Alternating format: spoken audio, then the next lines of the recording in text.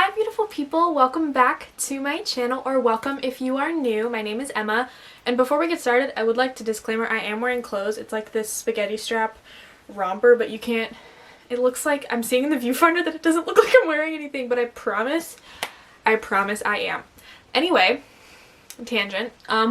Happy summer officially. I know that for people who are in school it's probably felt like summer since March 13th, but it is officially summer. Most schools are out. My school officially ended. I have my diploma. High school graduate. You're looking at her. Okay, so I decided I would let my nerd flag wave high and proud today and share 10 books that you should really read this summer. I've read all of these and I love them, and I just thought I would share them because maybe you're gonna need something to spice up your summer. Why is this what is that, Emma? What are you doing? Anyway, I thought this might be a good way to share some books. Talking about books and sharing books is one of my favorite things to do, so I hope you guys like these, and I will put the list of all the titles and the authors in the description box so you don't have to rewatch this 100 times just to hear the one book that sounded interesting. Let's begin. First one. It's called Tyler Johnson Was Here by J. Coles. This is super fitting for the current situation of life, all of the riots and stuff, and just, you know, Black Lives Matter, that movement kind of having to resurface more prominently. This is about a young black boy who was killed unjustly, I don't know. Anyway, but it's all about kind of being a young black man in America. It's super eye-opening. I love reading books like this and The Hate U Give, just because I feel like it's really helpful, because I have no other way to understand how that may feel. And it doesn't mean that I totally get it, but at least I have a little bit more context and a little bit more understanding, and therefore I can have more empathy. So I really super recommend this book. It's pretty thin, so it doesn't take that long, and it's really beautiful. Next one is Far From the Tree by Robin Benway. This is really interesting, and it talks a lot about what family means and how, you know, blood can connect you, but so can love. It's about these 3 biological siblings that were separated at birth and were adopted by different families, or like they just grew up in different situations. So, and then they figure out that they have these biological siblings and they find each other. It's really beautiful, actually, and I really like it. And the characters, they're all like kind of young, in their teens. I think maybe the oldest one is 19 or something. But it's just so cool to see how family can mean so many different things. It, you know, your adoptive parents, they're your family, but so are these people that you have this inexplicable connection to, and you feel so drawn to them. It's really beautiful. The characters are really relatable and really interesting. I really recommend this, and it's a decently thick read, but it is YA fiction, so like, I don't know if you guys can see, is it focusing? Like, it's pretty spaced out and stuff, so it's not like it's a tedious read. Next one is one of my favorite books ever. I think I've read it like 4 times. I did a whole project on it, like a book report type project. Sorry, that was really unattractive. It's called What If It's Us by Becky, Albertalli, and Adam Silvera. It is so beautiful. I love this book so much.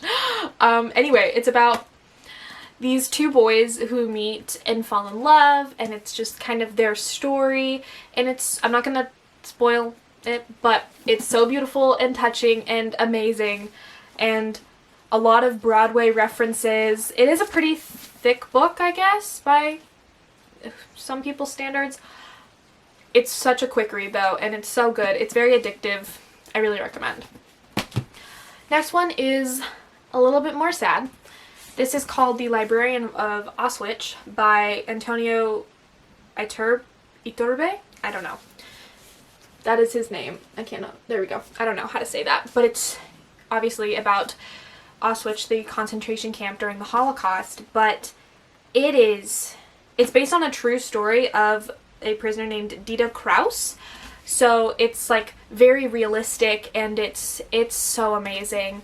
I had my mom read this, and it's so good. It like makes you cry and just weep for how tragic and horrific all of those things that happened all those things that happened and what Jewish people had to go through, but it's so amazing, and I think it's important to remember these stories, that this happened not even 100 years ago. Like, we need to remember them, because that's how we can make sure that nothing like that happens again, and we need to make sure, like, nothing like that ever happens again to any group, Jewish, anything. So I really recommend this. It's so beautiful. It's written in such a lovely way. You know, it's not gruesome, but it's very open about how horrific everything was. I'm like getting emotional thinking about it. Okay, next one is Carry On. It has a sticker, so you can't really see that. It says Carry On, and it's by Rainbow Rowell. Rowell? I don't know. She's the person who wrote, like, Eleanor and Park, so she's a pretty popular author. I love this book. There's another book that she has called Fangirl, and in Fangirl, it's this, like, young woman, I think, who writes this book, which is fan fiction based on a book series that's real in that universe. But I love this. It's not like Harry Potter, but it's a little bit like Harry Potter. It's this magician school in, I'm pretty sure, Britain, I think, and there's a vampire, and he's a gay vampire, and I love that, and, excuse me, and it's such a good book. I love any books with magic, just because it's so interesting to see all the different types of magic there are, and how authors choose to use magic in their universe. I just think that that's so captivating, so I really recommend this, and a lot of other Rainbow Rowell books are really good too.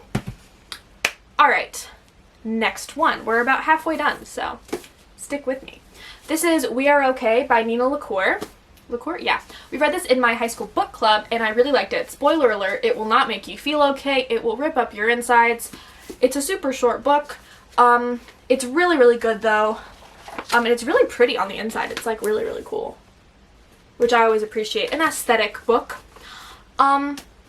It's very poetic and gorgeous and moving and really sad, but also covers some pretty poignant topics that are pretty relatable. It won a Prince Award for Excellence, so that's cool. So good on you, Nina. Really, really good. Really recommend. This next one is a book that I don't think a lot of people have read, but it's one of my favorite books. It's called North of Beautiful by Justina Chen Headley. It's so cool. I read it so many times. I'm a big rereader of books. I'm a big proponent of that. I don't know why. It's comfortable. It's like, oh, you know, it's... Sorry. Coffee. It's about this girl with a port wine stain birthmark, and it kind of follows her journey to self-love and to what her worth is in relationships and with her parents, and there's also a great story arc with her mom. We stan her mom. So I really recommend this book. It's really, really cool. I think you guys would enjoy it. Next one I think is a bit more popular. It's Big Little Lies by Liane Moriarty. I think this was turned into either a movie or a TV show. I'm not really sure, but I love this book. It's such a good book. I don't know what happened to my coffee. I think I might have spilled coffee on it. But, like, you get to see from different people's perspectives, and, like, the police, they have their commentary. And it's a lot about, it's all these, like, kindergarten parents is who it follows. But it's a lot about, you know, it talks about marriage, and it's really interesting. It's very real with the same time of being kind of dramatic, which is a really good balance in my opinion. It's really, really good. Very well written. I love Liane Moriarty. Next is A Little Something Different by Sandy Hall. It's literally called A Little Something Different. It's super cute. It's a pretty short book. This is really cool. It is a love story told from 14 different points of view, except for the two people that it's about. You know, there's one, it's like the squirrel that they ate lunch near to, or a park bench, or their professor. I think they're in college. It's so cool, and it is really different. It's a little bit weird. It can take a little bit to get used to how it's like, you know, you're not hearing from them, oh, I'm falling for blah, blah, blah, or you know, blah, blah, blah. It's how love is perceived by everyone around the two people. And I think that's really cool. So I really recommend this. It's a pretty short read, as I said. Really, really good. Okay, last one. I'm a huge Sarah Dessen fan. She writes YA romance novels, and I am very into the romance genre. This is Saint Anything by Sarah Dessen. It's my favorite Sarah Dessen book. I'm not gonna, oh, I can't even. I just love the two characters in this, and I think it's so real, and it talks about, you know, when your parents expect you to be perfect and finding someone who you just feel comfortable and safe with and like you can be yourself. And I just think it's really, really good, and it's very honest and very raw, and I super recommend it. Okay. Those are my recommendations. Thank you guys so much for watching. I super appreciate all of your guys' positive feedback. It's really helpful and it makes me feel very happy. Okay, I think that's it. So my guys, gals, and non-binary pals, it's time for me to say peace out. Love you guys.